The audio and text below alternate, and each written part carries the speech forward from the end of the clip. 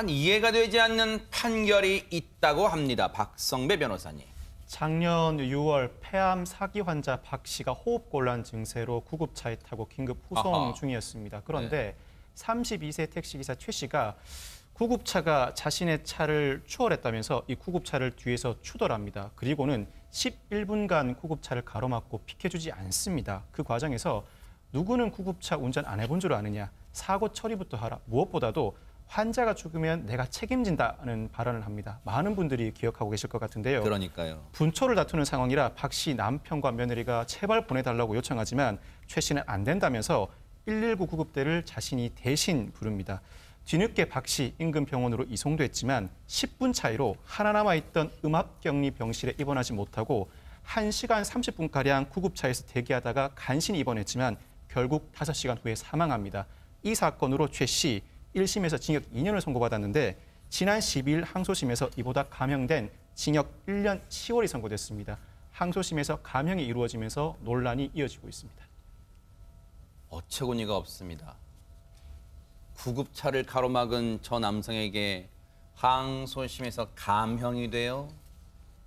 자, 그 이유, 그 배경은 저희가 잠시 뒤에 짚어보고요. 당시에 어떤 일이 있었는지 고스란히 영상에 찍혀 있습니다. 한번 보시고 이어가 보도록 하겠습니다. 내가 책임진다고 싶으면 내가 이거 다 아니까 내가 이거 다 아니까 그러니까 환자 있는 거하고 눈치치고 119 불러서 보내라고 장난해 지금? 내가 사설포차 안 해본 줄 알아 이씨? 내가 119 사고 났다고 119 불러서 보내줄 테니까 119 태워서 보내라고 환자 그럼 내가 사고 처리하고 가야지 아이씨 그냥 가려고 그래 너 알아서 없고 아까 내가 죽으면 내가 책임진다니까 나 죽으면 내가 책임진다고 어디 그냥 가 아이씨 나 치고 가 그러면 응급 환자도 아닌데 지금 위험하게 이렇게 막 여기서 뛰어들고 응급 환자야 응급 환자도 아니지 그럼 응급 환자가 할 거야 이거 지금 다시 들어도 치가 떨립니다. 무슨 수로 책임을 져요? 죽으면 책임진다면서요. 무슨 수로 책임을 집니까? 유인경 평론가님. 사실 저는 생각해보면 제 직장 상사나 남편보다 가장 공손하게 대하는 분이 택시 탈 때 택시 기사분입니다. 왜냐하면 택시 타는 순간 그분이 제 생명이나 안전을 지켜줄 거라는 생각인 거죠. 근데 어떻게 택시 기사분께서 이렇게 생명 존중 의식이 하나도 없는지 잘 모르겠습니다. 결국은 저분이 주장하는 건 사고가 났으니까 돈 들어가는 거니까 물어내라는 건데 그 돈 몇 푼에 이렇게 사람의 생명을 이렇게 무시할 수가 있는지 지금 생각하면 제 가슴이 벌렁벌렁거립니다. 그런데요, 이 천인 공노할 짓을 저지른 저 사람, 또 다른 범죄 사실이 드러났다면서요, 하재근 평론가님. 저 남성이 군대에서 운전병을 했는데 제대하고 나서 뭐 관광버스, 화물차, 택시 이렇게 운전을 계속했다는 거예요. 그래서 총 운전한 기간이 13년에 달한다고 하는데 사설 구급차 업소 5군데에서도 일을 했다고 합니다. 그 13년 기간의 운전 기간 동안 상습 보험 사기 아니냐라고 의심을 받을 만한 그런 정황이 있다고 지금 알려지고 있는데 나이가 32살 젊은 나이인데도 불구하고 지금까지 총 47건의 교통사고가 연루가 됐다고 하고 그동안 13년간 보험사한테 받은 보상금이 1억 2천만 원에 달한다고 하는데 이 남성이 연루된 교통사고 중에서 재판에서 고의사고라고 인정된 것만 총 7차례에 달한다고 합니다. 젊은 사람이 할 짓이 없어서 그런데 엉뚱한 데 머리를 써요. 그래서 그렇게 거액을 뜯어냅니까? 그런데 그건 그 범죄대로 비난받아 마땅하지만 대체 이 고귀한 생명 숨지게 한 거 당신 말만 따라 어떻게 책임질 겁니까? 어떻게 책임질 거예요? 박성배 변호사님, 왜 감형이 된 겁니까?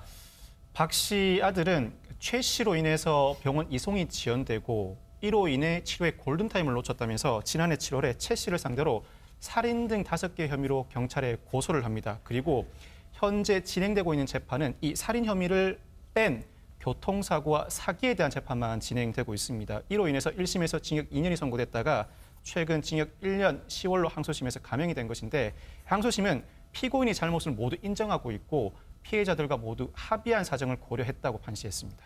아니 그러면 사람이 죽었는데, 사람이 사망했는데 이 사건에서, 이 재판에서 그러면 살인 혐의는 아예 빠지는 겁니까, 박성배 변호사님? 살인 또는 과실치사 혐의는 아직도 경찰이 수사 진행 중입니다. 이 부분이 빠졌기 때문에 징역 1년 10월이 선고되었다고 이해하셔도 무방할 것 같은데, 경찰은 최 씨의 행위와 사망 사이의 인과관계를 밝히기 위한 수사를 아직도 진행 중입니다. 이 최근에 대한의사협회에 사인 감정서를 요청해 그 감정 결정을 회신 받은 상태고, 사고 당시의 온도, 습도, 햇빛 방향 등 여러 요인을 고려해 인과관계와 예견 가능성 유무를 판단할 예정입니다. 항소심 재판부는요, 피고인이 반성했다는 거예요. 그럼 반성 안 하겠습니까? 재판정에서. 그런데 이 항소심 선고 결과를 유족들은 대체 어떻게 받아들일까요? 한번 들어보시고 이어가 보도록 하겠습니다. 조금 아쉽습니다. 네. 저도 그 반성문 제출했다는 소리를 많이 들었는데요. 뭐를 반성하고 있는지는 모르겠습니다.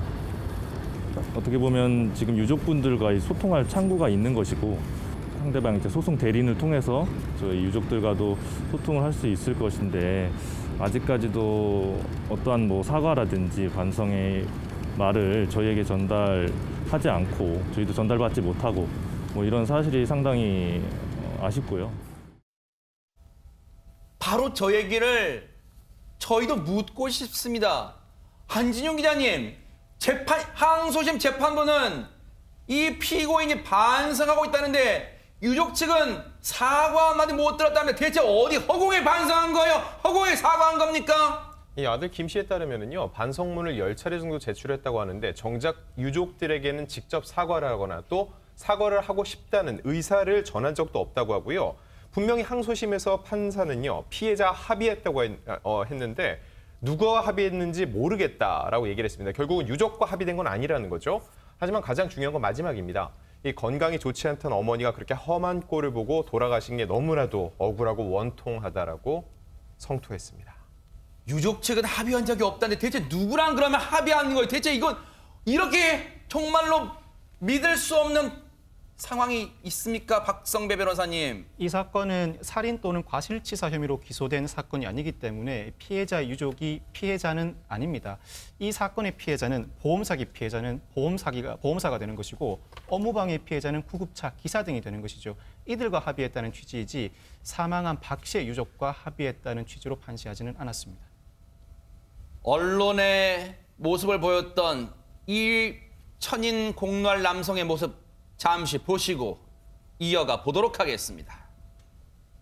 유족한테 하고 싶은 말 없으세요? 인정 안 하세요? 사고 내셨다는 혐의 인정하세요? 고의로 사고 내셨다는 혐의 인정하세요? 응급환자인 거 알고 계셨어요? 앞으로 조사에 성실히 임할 것입니다. 유가족분들께 하시고 싶은 말씀 없으세요? 누가 말씀드립니다. 돌아가신 환자분이나 가족들한테 하고 싶은 말씀 없으세요? 고의 사고 혐의는 인정하시는 겁니까? 일부러